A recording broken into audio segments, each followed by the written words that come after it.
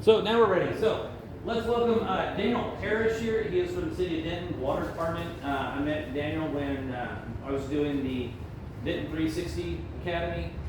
And I was learning a lot during that. But then we got over to the Water Department. We were talking about how the water comes into the city. First time I ever met a person who was very passionate about water. And he is very passionate about water. And how the water comes into our city, how clean it is, how it's going to be held up to a standard. We have certain standards. And then maybe at some point we can talk about how the other end goes back to the lake, but we'll talk about that some other time. So, Daniel Parish, Parish, for Betty, who's right now. Thank you. Couldn't afford the second word.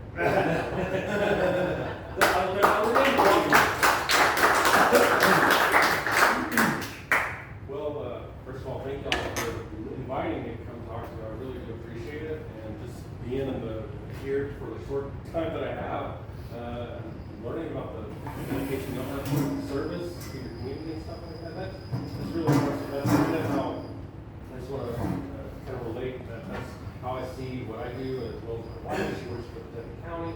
I work for the city, and my son goes to the school, so we got it all covered. And we like to try and give back in our family to the community our way too. So, but anyway, I'm here. I work for the city of Denton. I've been here in the city for some time. Started with the city of Denton in their water department in 2011. So I've been doing this for some time. Before that, I was in Wichita Falls doing the same thing. So it was kind of nothing wrong. All right. So I'm going to go through the PowerPoint, but really I think I might do better here with explaining some of the stuff. The tour of the water plant is fantastic. I invite anyone. I think you've been through it twice now. I'm sorry about that, but No. Walking the plant is just amazing. It's something else. You get to learn and see the people that are cleaning the water. If you go to the one on Spencer Road, they have knobs and stuff and things you can turn it. They don't work. But So let's see. This is Ray Roberts Water Treatment Plant. That's where I'm stationed at. It's north of town, on the south side of the dam. At Lake Ray Roberts. We can. It says we treat up to 7 billion gallons per year, but I normally monitor that per day. So we can do up to 20 million gallons per day. I think right now we're doing 15 million gallons, and each day, especially this past week or two, has been like more and more every day. So it's getting hotter out there. People are using their water out there. So let's see, where does our water come from? We have Lake Louisville. Y'all may recall there's some history that I'm going to look into. There's a great book that makes the history of Denton County from like the first inception to the 60s. I think it's a great book, but talking about how the city of Denton and Denton County was formed from pioneers coming here and using the aquifers and these artesian wells and springs, and to move into where we needed to get more water. At the time, they were like, whoa, a lot of people moving here, which may sound familiar. So we have a lot of people moving here. So they made the decision to go to lake water, which is kind of ew, lake water? I don't want to drink that. But when we did that, that was really actually a good thing. Actually, this kind of, I know that it's been, you asked me to mention this while I'm on that note. When we were in the transition from well water to lake water, there was a short period where we were running both, and we won best tasting water with our treated water from the lake. It was best tasting water, something we were proud of, and then we went to the mayor at the time. I can't remember who it was. Castleberry. Was it Castleberry? So they said, hey, try this sample, and tell us which one's the best tasting water. And he chose the well water, and I thought that was funny. But it's he grew up probably tasting groundwater, which is something that's hard to kind of separate from. People have their groundwater. This has flavor. It's better. It has the mineral content. When you go to lake water, where it's just where we treat it where there's nothing in it. We want it to be crisp and clear and nothing in it, right? So, anyway, Lake Louisville, they supply water to the Lake Louisville treatment plant. It was built in the 50s, and it's been added on every decade or so. We do some kind of renovation or improvement of some sort with Lake Louisville. And we're hoping to do the same with Ray Roberts. In fact, there's a number of projects I'll get into in a minute. But yeah, they're currently up to 30 million gallons of water per day. They're centrally located over there by DME, so they're off 288 Spencer, and they're okay. You know, we're better at tops. He's not biased at all against which treatment plant. There's an obvious competition. The good guy water and the bad guy. Well, here, I'll put some perspective out there. So this year, I was going to say it till later, but this year we won best tasting water, second place. There's 3 places, so we got second place in Denton for the Ray Roberts plant. We submitted both treatment plants to the competition. It's a statewide conference that we go to.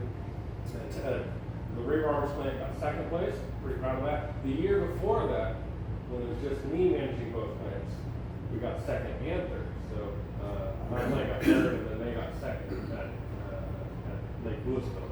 So I'm just saying that they gave another superintendent Lake Louisville. You know, suddenly they're not placing in the best tasting water. Now, when the competition was in Houston, who won? So my plant got third place, and Lake Louisville got second. But who won? Houston. Now go. Little ringer I there. don't know if y'all tried Houston before. And for a little added piece, so there's the plant, and there's the Lake Ray Roberts Dam, and that's where the turkey roll. So for you, Yeah. that's where our turkey roll goes over. That's our bicycle rally each year. Okay, yeah, I know. I've seen the signs and the directions. That's us. We jam up traffic every year. I wouldn't say that.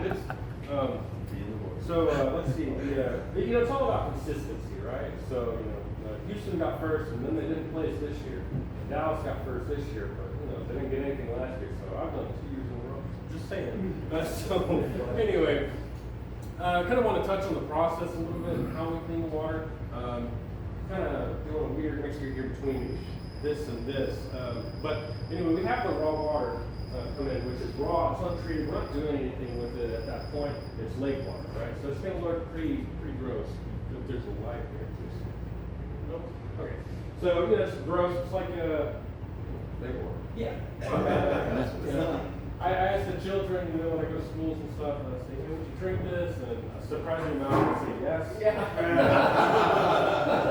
Wash down the Yeah, just a little concerning. But then, you know, I usually get adults with, we should drink it as coffee. So it's gross.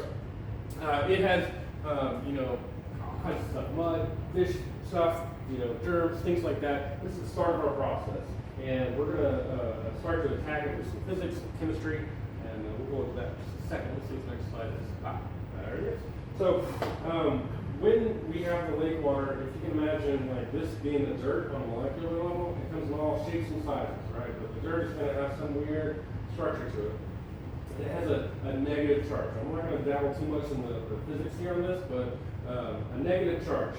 And we add a chemical called ferric sulfate that is iron-based, and iron being pretty tightly associated with magnets, it's going to act just like magnets. So this one has positive, this one has negative charge, does what you think it would, right?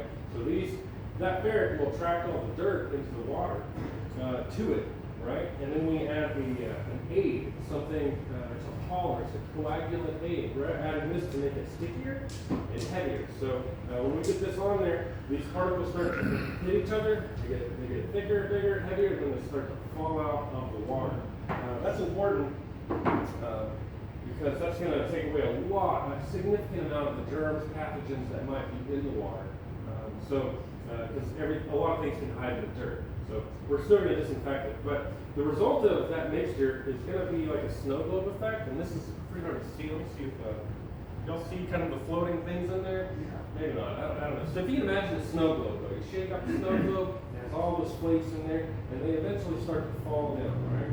That's kind of what's happening. We're precipitating, you know, or making it rain. We're taking all that dirt and making it fall out of the water. And what you end up with is this water that's clear. And that's step one. So we want to make sure that the water is clear. So this whole slide here is dedicated to the flocculation and the coagulation. Coagulation, just like if you were to get a cut, your blood coagulates, stops bleeding.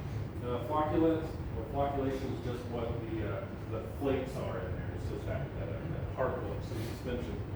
And here it goes into a little bit more detail on that. You can see these the charged parts of these molecules and how they kind of collect and combine.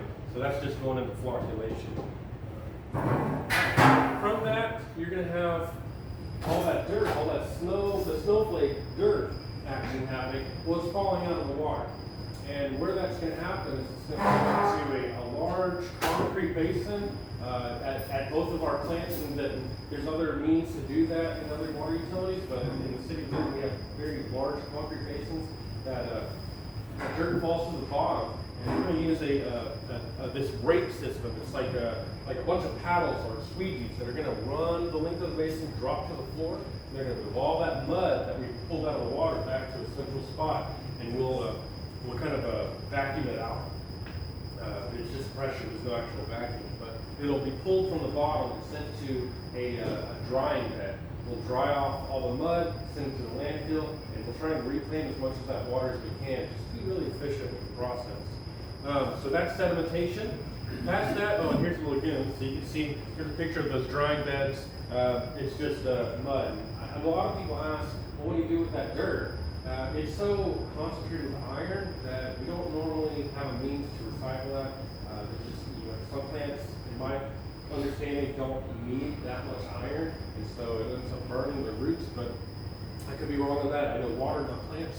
So anyway, we end up putting it in the landfill, which apparently they need for covering some of the junk that's over there. So that's the landfill. All right, so I've made my water clean, or clear-ish, but now I want to disinfect it. I'm not going to go for a complete sanitization or destruction of everything, because we can't. There's some things that are just a little too strong for our disinfection. I'll get to that in a second. But ozone is what we use as our primary disinfectant in the city of Denton.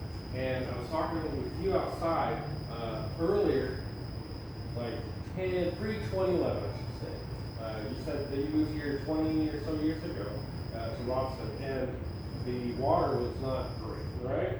Well, the water that was heading that direction was probably primarily coming from our Lake Louisville plant. And prior to 2011, we didn't have ozone-filled facilities.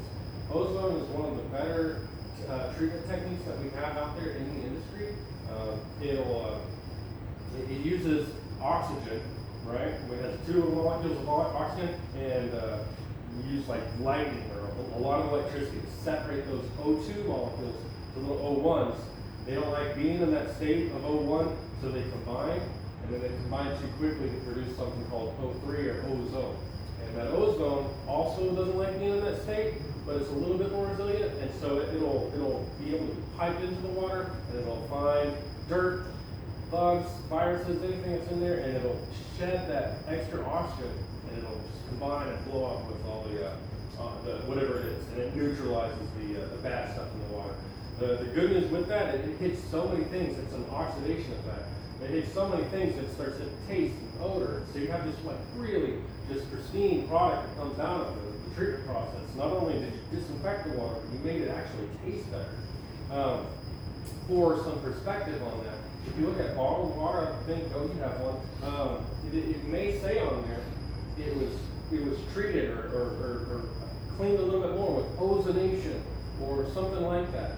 The bottled water companies, they will usually, almost always, they take tap water that's already clean, and then they'll ozonate it, remove the chlorine, put it in a bottle and send it to you. The reason they use the ozone is because it's so great for taste and odor. So, anyway, without getting into the details on bottled water, prior to 2011, circling back here, we didn't have the ozone facilities at our Lake Louisville treatment plant. And so, for me, when I lived here, and I was going to UNT, the water had kind of a tea-like, not grassy, but just like a flavor. It was, just a little, like we've all been to some places in Texas where it's like, okay, this water tastes a little sideways. It's still fine, but it has an unnecessary flavor, right? And after 2011, complete difference. And their plant will be sending that water to y'all there primarily. So past that, we had the ozone facilities in place, and then we started winning best hits in water wars because that ozone is so powerful. I use that as a testament to a lot of people about how powerful ozone can be. I mean, it was a night and day difference with the taste in our water. Moving forward, so that's the main disinfection. But I also mentioned that it's not sanitization. I didn't kill everything. Right? That's not great. We need to kill everything in there. We don't want anything in our water. Well, there's a few things like Giardia, Cryptosporidium. Those are some pathogens that the industry knows about, that we're worried about. You go back in time, we've had whole communities affected by Giardia and Cryptosporidium where it was an outbreak of not great stuff. So they cannot be affected by our chlorine, right? If you can imagine this not being the polymer that I told you about, but like that pathogen, it has all this buffer around it. It's resistant, and it just naturally comes like that. But it's big. So what happens is we can put it through a filter, and it'll be caught up in that filter. So that's the next stage in our treatment process. We filter the water. The water's already pretty clear and it's disinfected, but I like to think of filters as maybe a polishing effect, but primarily to take out those pathogens. So they'll get caught up in one of these two things.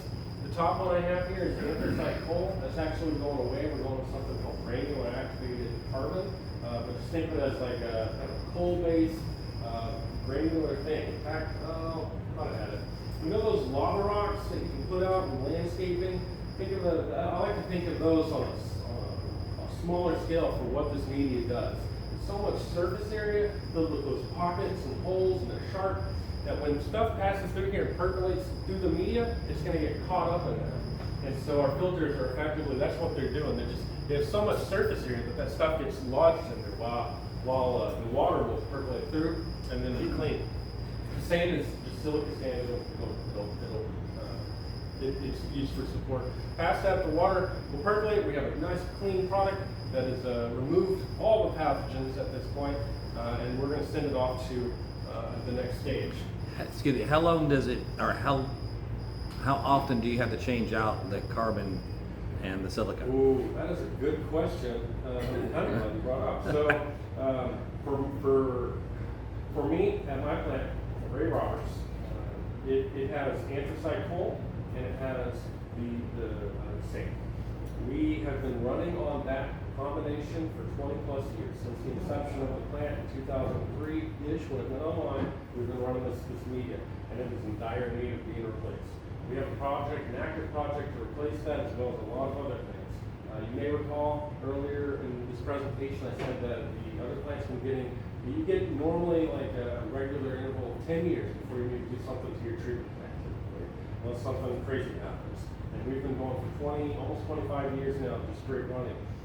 We are planning on replacing our anthracite coal with the granular activated carbon, because it's showing promise on being able to address some things like these forever chemicals that you may or may not have heard of, PFAS, things like that. So it's part of our plan to address some of that, but also that we need to do it. And with the GAC, or the granular activated carbon, it does need to be replaced every 10 years to restore it. Unlike the cartridges on your fridge or your faucets at home that filter for like taste and odor, those have to be chunks. We have to replace those entirely. We can restore our media for 10 years. We can kind of recharge it to some degree. So, but it's a good question. So let's see. NTU, not going to dabble too much into this, but this is our measurement of how even water is. So if you can imagine our lake water coming in, very, very cloudy, very murky. It's going to have a higher unit of measure, which is called NTU. And we are aiming to get that clear and much less. And then this has our final touch. We're going to add our chlorine and ammonia.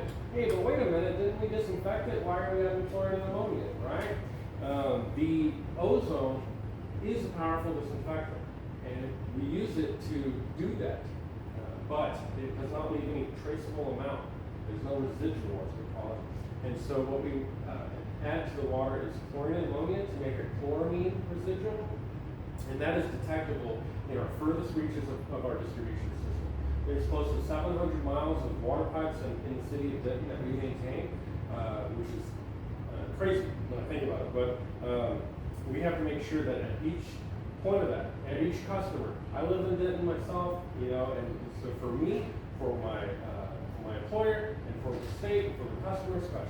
We want to make sure that we have a detectable amount of safety there, so I can look y'all in the eye and say, yes, this water is safe to drink. So we add chlorine and ammonia.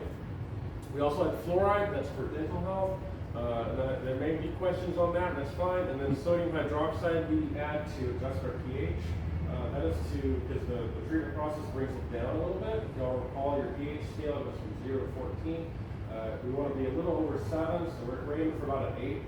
But it's around 6 when we're done, so we add this to raise that pH back up. It also helps with corrosion control in the system. Rather than pulling on the pipes, you're going to just kind of slowly put just the tiniest amount of calcium. So didn't you say that, so fluoride was added, you know, when people weren't brushing their teeth, people are brushing their teeth more now, but it would take a city council to vote to remove the fluoride from the water? So the fluoride that all cities and utilities, at least as far as I know, Texas are concerned, you can either have a city or utility mandate or a council mandate. This is under council mandate for fluoride. When the industry began adding fluoride, it was because we noticed with groundwater supplies, with well water, natural deposits of fluoride in that water contributed to people in the community having better dental health. But y'all may like see it just like everyone else. We have access to toothbrushes and toothpaste nowadays. Back then, on well water, the dentist was there to pull the teeth, not to fix them or anything, right? So, and he goes to the dentist, like, yeah, I'll take it out. So anyway, access to dental health is here. Most people have toothbrushes and toothpaste nowadays, so which is going to have fluoride in it, right? So let me see.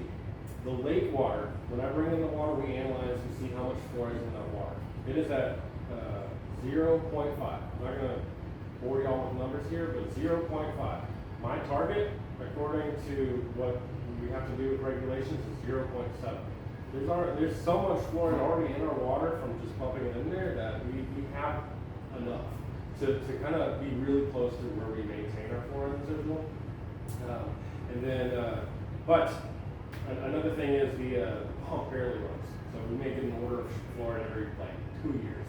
So we just have another chemical on site that we pump in there. It's good. It's a good thing. It's just probably unnecessary. That's the approach that I take. There's a lot of stuff wrapped up with fluoride, but it's we maintain it because of the mandate. So. Well, the other thing I was going to say is that when we visited the plant over there at Pecan Creek, they were saying they needed people, that the city needs people to do the water testing throughout the city. So you can sign up for that, right? They give you the little thing to test. That's right. So yeah. So there's this is a little, I participate in it, but it's a little out of my wheelhouse with our laboratory, municipal lab. They will analyze samples of people's water, especially if they're lead or copper pipes in their plumbing. For me, I have a house built in the 70s. I've got copper pipes, so I think it's either annually or quarterly. They need to get a certain amount of samples analyzed and to see, kind of what's going on. To see if there's a high amount of copper or lead in their pipes. So that's kind of that's more of our lab stuff. But I volunteer on that. It's really easy. Just the first water you use in the morning that you sample, you fill that up because you want to let it sit in the pipes. Fill that up, and then they'll pick it up and they analyze it. They need people to kind of volunteer for that. It's really simple process. I may have missed this, but you said the city of Denton gets our water from Lake Louisville and Lake Red Roberts? That's right. So both places. That's true. Yeah, that's because we have water rights to both lakes. Back when Lake Louisville was not Lake Louisville, it was Garzalilla. Yeah, Garzalilla Reservoir, right? We had passed up. It's my recollection of this. We had passed up water rights to that particular reservoir. And then we expanded that to become the current day Lake Louisville, and then we elected to get water rights, which was, thank gosh we did, because that was that's important nowadays, having the water rights. So we may be able to treat as much water as we can, but we have the water rights to do so.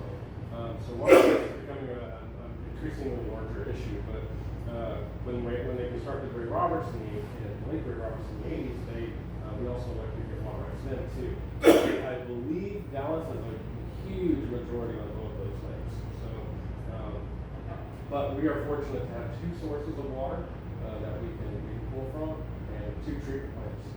From my perspective, as someone in the industry, I want to have redundancy in place, so in case something goes wrong, which things go wrong, we have kind of a backup. We can, if one plant is just gone, I mean, that tornado hit really close to us, that Sanger, so, just saying, that plant was gone, there's nothing wrong with that. So we always want to try and go for redundancy.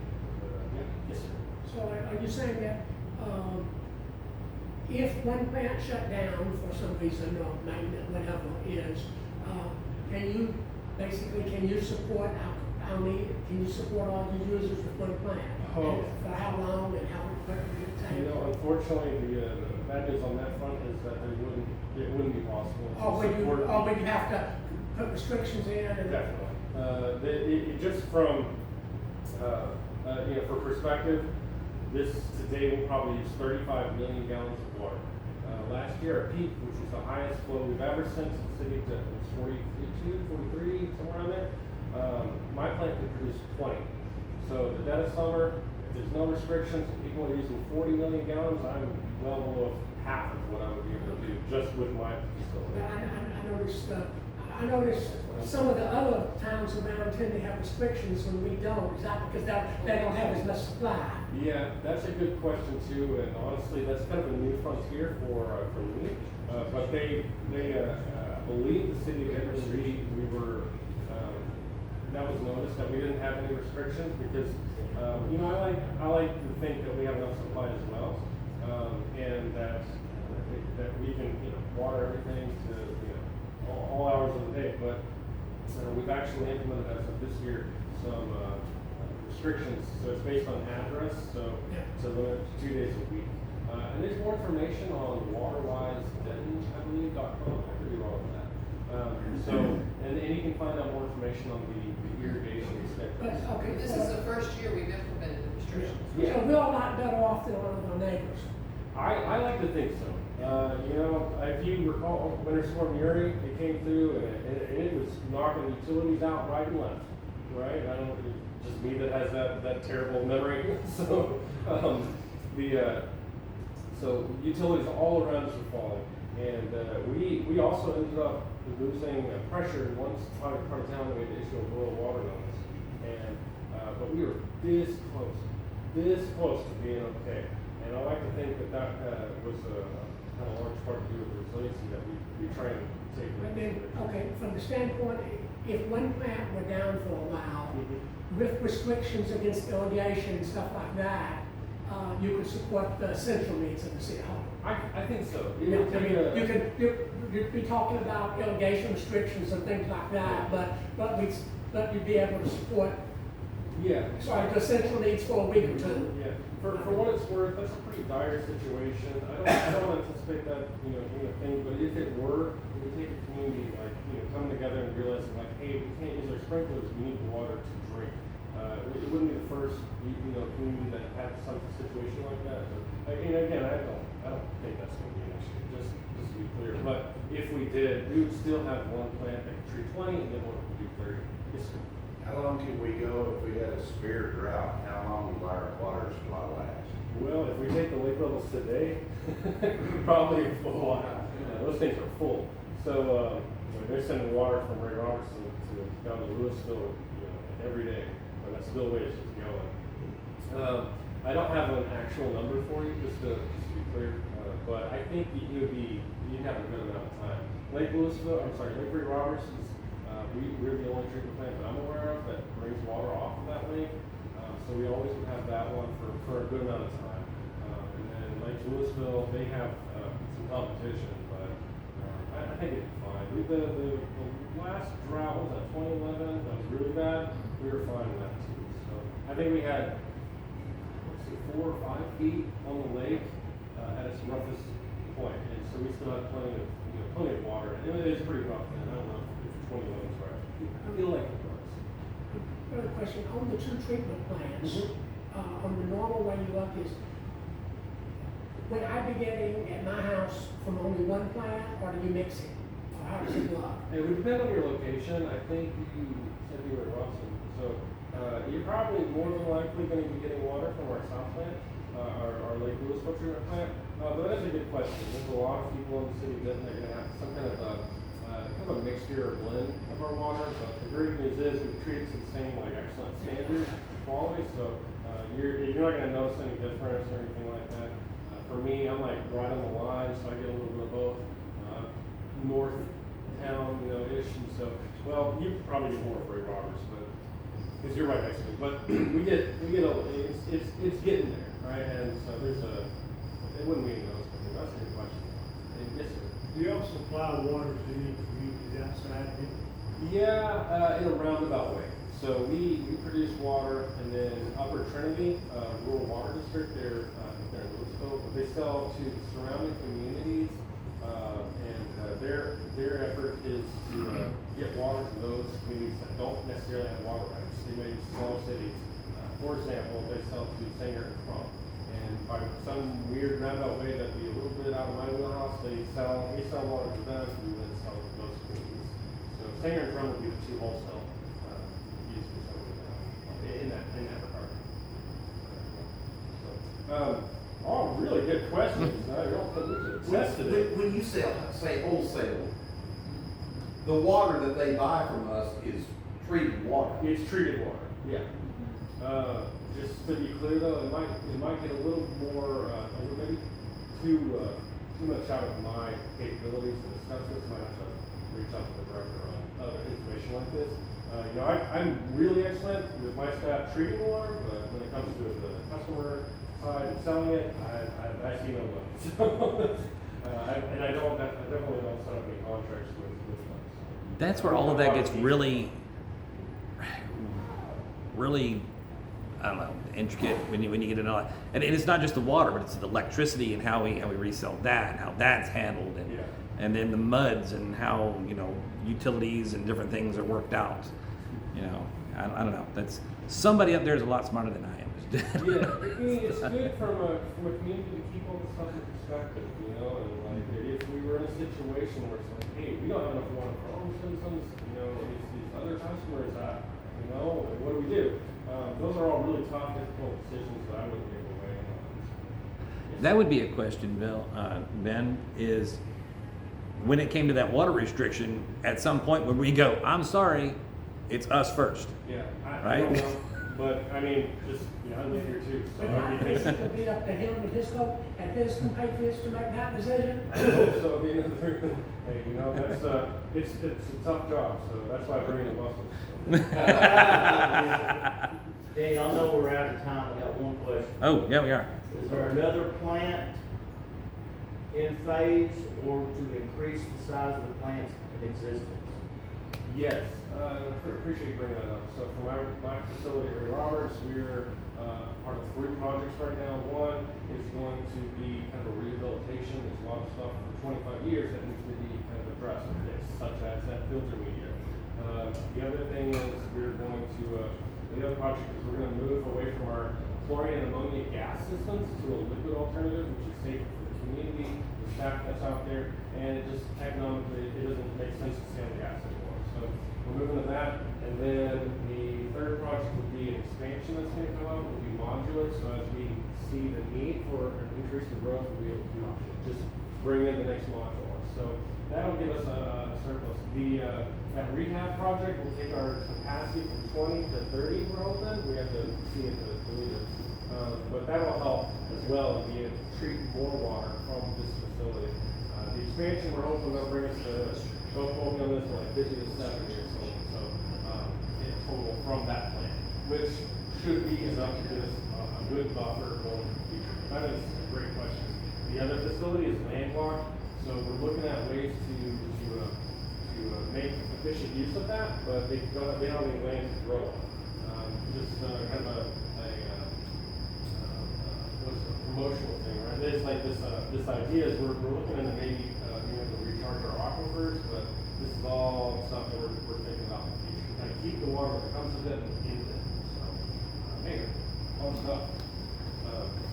Well, I think, there's more stuff here. Yeah. I'll conclude that. There also is a miniature water plant here, if you have any questions, I don't mind hanging out.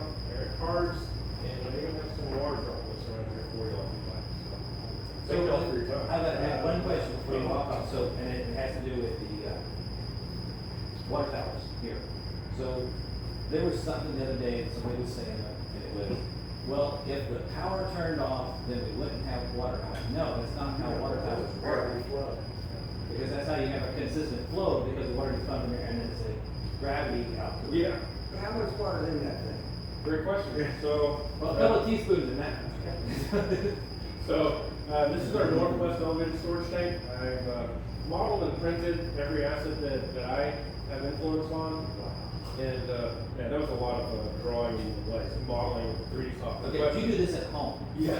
He likes doing this. Yeah. In fact, it's a shame I didn't bring it, but I've also modeled the Denton courthouse on the square. Donated that to the curator over there, and as well as the courthouse that burned down before that. I took some old pictures, studied that, modeled it. So I don't know if y'all are appreciative of the history, but I love the Denton history and stuff. That courthouse, I modeled that one, printed that. They're both with Denton County, and I'm really proud of that. I'm also modeling UNT stuff, TWU, but I'll start with the water towers. From an educational perspective, I wanted to teach my guys just the sheer difference. This one over on 288 and 35 can hold 1 million gallons. I like to think that as the face of Denton. You come back from Oklahoma, and you had an okay time.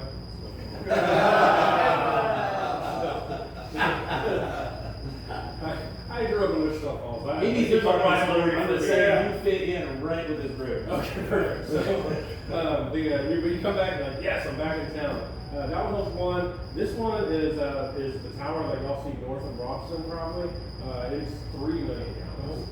And then, McKenna Park, which was actually, before that, I think it was Midland or Medland Point. There's a hill back in the day that we used to look for any kind of raiding parties, but we decided to put a tank on that hill for high elevation. That can hold 2 million gallons. So 1, 2, and 3, those are typically our sizes.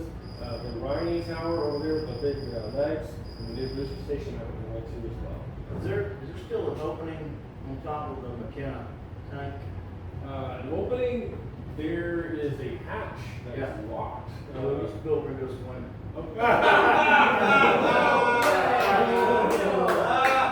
Now we know why that takes. I'm glad we took over the water. Yeah. Lock that thing. Well, it's where we put a I got lock on kids' it, soup. with a blender in there too, just to keep it mixed so it don't heavy. And then our storage on site, that can hold 6 million gallons, so, it's like a pancake. Wow. Well, okay. Well, Daniel, thank you very much. Yeah, of course. We have something for you. Oh, my birthday goodness. celebration here. Drink So water. this is cup. This is the Breakfast Kiwanis.